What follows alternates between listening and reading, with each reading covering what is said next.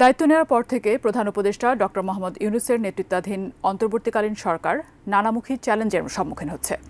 একদিকে দেশের অভ্যন্তরে বিরাজ করছে বিশৃঙ্খল পরিস্থিতি, অন্যদিকে ঋণের টাকা পরিশোধে আসছে বিদেশি চাপ। ভারতের আদানির পর এবার সরকারকে চাপ দিয়েছে রাশিয়া। এমন পরিস্থিতিতে কি করবে সরকার? বিস্তারিত জানাচ্ছেন সহকর্মী শাহাদাত রিফাত।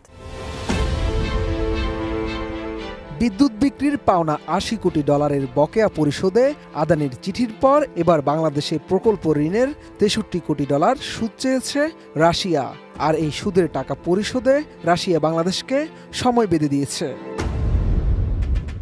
দেশের প্রথম সারির একটি জাতীয় দৈনিকে প্রকাশিত প্রতিবেদন থেকে বুধবার এই তথ্য জানা গেছে, যেখানে বলা হয়েছে রূপপুর পারমাণবিক বিদ্যুৎ কেন্দ্র নির্মাণে দেয়া ঋণের বকেয়া ও চলতি সুদ বাবদ $630 মিলিয়ন আগামী 15 সেপ্টেম্বরের মধ্যে পরিশোধ করার জন্য বাংলাদেশ সরকারকে চিঠি দিয়েছে রাশিয়া।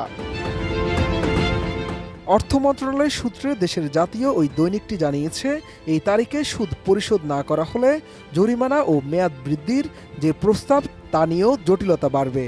কারণ চলতি অর্থ বছরের ডিসেম্বরের মধ্যে এই প্রকল্পের ঋণের চুক্তির মেয়াদ শেষ হচ্ছে।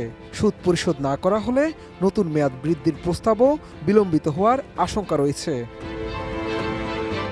জানা যায়, রূপপুর প্রকল্পে $12.65 বিলিয়ন ঋণের সর্বোচ্চ সুদ হার 4%, যেখানে বকেয়ার জন্য জরিমানা সুদ আরোপ করা হয়েছে আরও 2.4%।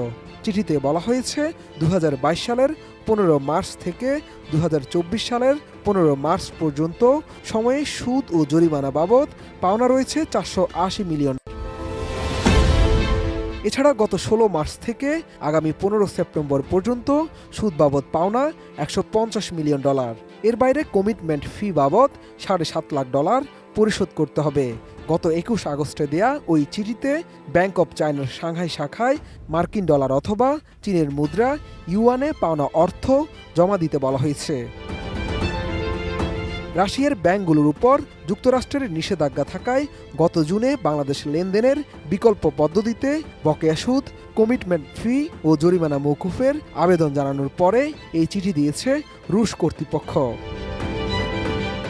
এর আগে গত 10 সেপ্টেম্বর ভারতীয় গণমাধ্যমে প্রকাশিত প্রতিবেদন থেকে জানা যায়, বিদ্যুৎ বিক্রির পাওনা টাকা চেয়ে বাংলাদেশের অন্তর্বর্তীকালীন সরকারের প্রধান উপদেষ্টা ডক্টর মোহাম্মদ ইউনূসকে চিঠি লিখেছেন ভারতের আদানি গ্রুপের চেয়ারম্যান গৌতম আদানি।